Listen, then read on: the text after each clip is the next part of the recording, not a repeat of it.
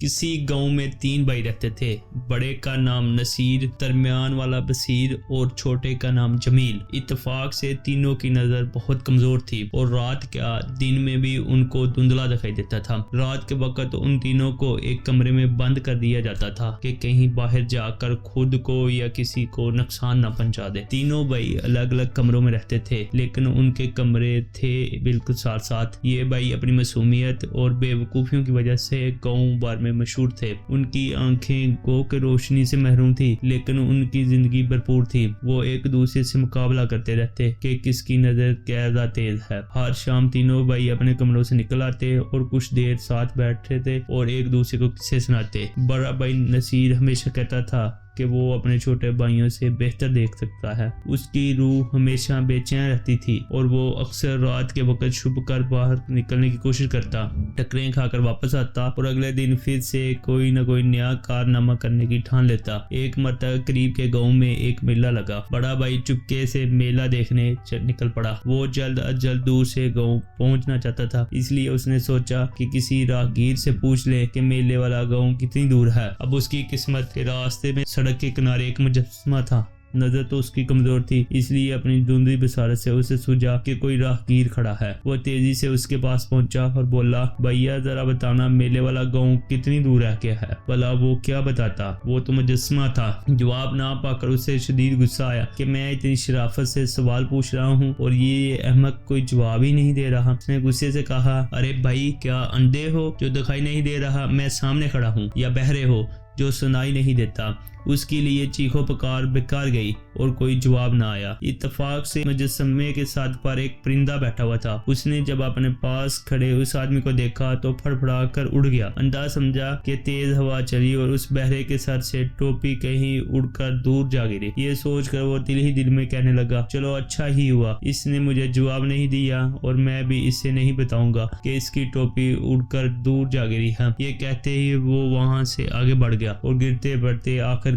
वो मेले में पहुंच ही गया। उसे कुछ सच्चाई तो देता नहीं था जो मेले की रौनक देखकर उसे मजा उठा सके, लेकिन वो मेले का किस्सा सुनाकर अपने दूसरे भाइयों को जलाना और उन पर रौब जमाना चाहता था। चुनाचे वो वापस पलटा और आज से लेता शाम से पहले घर पहुंच गया। घर पहुंचते ही उसने भाइयों के सामने लंबी लंबी छोड़ना शुरू कर दी। मैंने दिन भर मेले में सर्कस, खेल, तमाशे और दुनिया भर की चीजें देखी। तुम सुबुज़दिल और अहमक हो, तुम्हें क्या मालूम दुनिया कैसी दिखती है। जब तमाम शेखी बिगाड़ने के बाद बड़ा भाई अपने कमरे में चला गया तो दूसरे भाई कहने लगे कि हमारा बड़ा भाई बातें बना रहा है, इसने देखा वेखा कुछ नहीं। फिर सबसे छोटा बोला, क्यों ना हम तीनों एक मुकाबला करें, हम तीनों में सबसे ज्यादा साफ कौन देख सकता है। जो इस इम्तिहान को जीत गया दूसरे भाई उसे 50-50 रुपए इनाम देंगे। पुराना जमाना था, 50 रुपए भी बड़ी रकम थी। दरमियान वाले भाई बसीर ने कहा, मुझे मंजूर है। फिर बड़े भाई से पूछा तो वो भी मुकाबले के लिए तैयार हो गया। शर्त इस बात पर लगी कि कल सुबह गाँव वाली मस्जिद के बाहर एक कतबा लगाया जाएगा, यानी पत्थर की एक तख्ती नस्ब होगी जिसके ऊपर तहरीर किया जाएगा। हम में से जो कोई उस पढ़ लेगा वो जीत जाएगा और बाकी भाइयों को मानना होगा कि उसकी नजर सबसे तेज है। ये शर्त लगाकर वो तीनों भाई अपने अपने कमरों में चले गए। जब बड़ा भाई नसीर अपने कमरे में सोने गया तो सोचने लगा कि मेरे दोनों निकम्मे भाई मुझसे छोटे हैं और यकीनन उन दोनों की नजर भी मुझसे तेज होगी, वो लोग तो जीत जाएंगे। वो इसी तरह सोचता रहा। फिर उसके जहन में एक ख्याल आया और दिल ही दिल में खुश हो गया। उसने सोचा कि मस्जिद के मौलवी साहब को तो मालूम होगा कि कुतबा पर क्या लिखा हुआ है, मैं जाकर उन्हीं से मालूम कर लूंगा। ये सोचते ही वो कमरे से बाहर निकल आया। चांदनी रात थी, इसलिए उसने बाहर निकलने का खतरा मोल ले लिया। बढ़ता मस्जिद के पास पहुंच गया और आवाजें देने लगा, मुल्ला जी, ओ मुल्ला जी, जरा बाहर आइए, आपसे जरूरी काम है। मौलवी साहब अभी तक जाग रहे थे, इसलिए फौरन बाहर आए। जब वो बाहर आए तो उनसे पूछने लगा, जरा मेहरबानी फरमाकर ये तो बता दें कि कल जो मस्जिद के बाहर कतबा लगने जा रहा है उस पर क्या लिखा हुआ है। मौलवी साहब ने उसे मुख्तसर सी मालूमात दी और वो निहायत खुशी से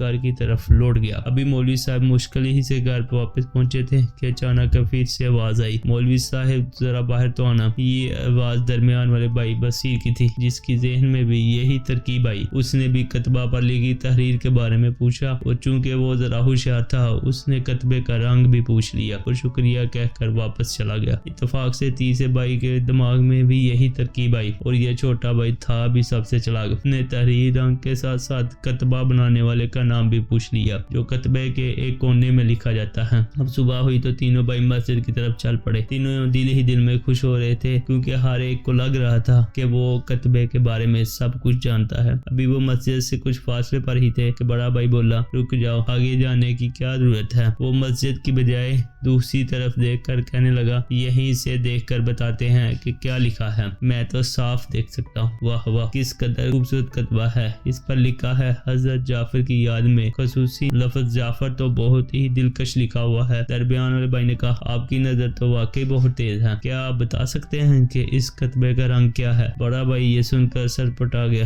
وہ سوچنے لگا، میں بھی کتنا احمق ہوں، مولوی صاحب سے رنگ بھی پوچھ لیتا۔ درمیان والا بھائی فخر سے بولا، جی جناب، اس کا رنگ لال ہے، لال۔ اب چھوٹا بھائی جو سب سے چلاک تھا کہنے لگا، اگر آپ دونوں کی نظر اتنی ہی تیز ہے تو کیا آپ دونوں بتا سکتے ہیں کہ کتبہ لکھنے اور بنانے والے کا نام کیا ہے؟ دونوں بھائی خاموش رہے۔ چھوٹا کہنے لگا، جی اس کا نام رئیس ہے اور نیلے رنگ میں اس کا نام لکھا ہے۔ اب تو یقیناً انعام کا حقدار ہوں۔ لیکن باقی دونوں بھائی نہ مانے اور تینوں بھائیوں میں جھگڑا شروع ہو گیا۔ ایک نے کہا، پہلے تحریر میں نے پڑھی، دوسرے نے کہا ہم رنگ تو میں نے بتایا، ایک نے کہا میں نے تو نام تک بتا دیا۔ تھوڑی ہی دیر میں مکے اور تھپڑ چلنے لگے، کس کا مکہ کس کو لگ رہا تھا اور کس کا کس کو تھپڑ کس کو، یہ مارنے والوں کو بھی معلوم نہ تھا۔ لڑائی کی آوازیں سن کر مولوی صاحب فوراً مسجد سے باہر آئے اور انہیں لڑائی سے روک کر پوچھا، ماجرا کیا ہے؟ کیوں آپس میں مرغوں کی طرح لڑ رہے ہو؟ تینوں نے مولوی صاحب کو سارا ماجرا سنایا اور ہر ایک نے نام کا حقدار ہونے کا دعویٰ کر دیا۔ مولوی صاحب ان کی طرف دیکھ کر مسکرائے اور کہنے لگے، اچھا تو اس لیے رات کو میری نیند بھی حرام کیے رکھی اور بار بار میرے گھر کا چکر لگا رہے تھے۔ اب بہتر ہے تم تینوں اپنے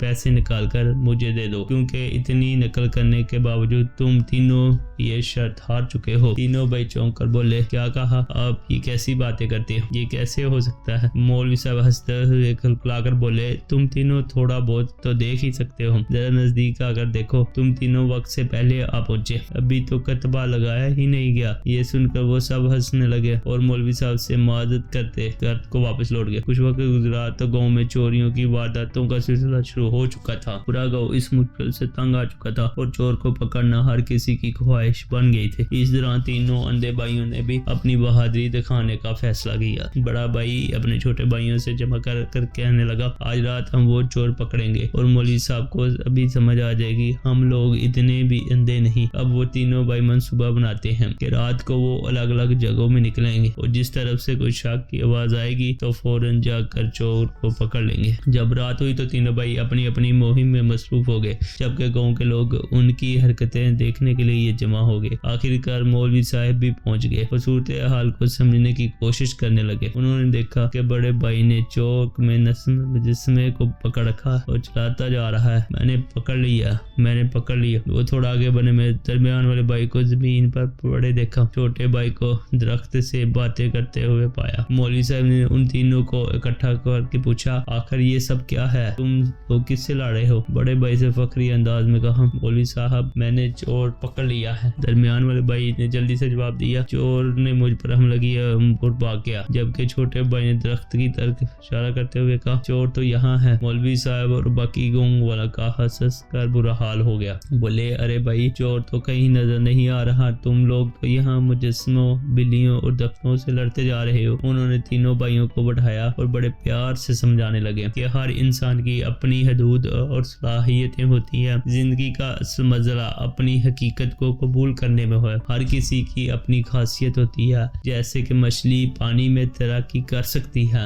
لیکن وہ درخت پر نہیں چڑھ سکتی۔ گاؤں والے اب آگے بڑھے اور تینوں بھائیوں کو شاباش دیتے ہوئے واپس چلے گئے اور وہ تینوں بھائی بھی ہنستے ہنستے اپنے گھر کی طرف لوٹ گئے۔ اس واقعے سے سب نے ایک سبق سیکھا کہ کبھی کبھی جو چیز ہمارے بس میں نہ ہو اس سے دور رہنا ہی بہتر ہوتا ہے۔ دوستو، امید ہے آپ کو آج کی یہ ویڈیو پسند آئی ہوگی۔ اللہ آپ لوگوں کا حامی ناصر ہو۔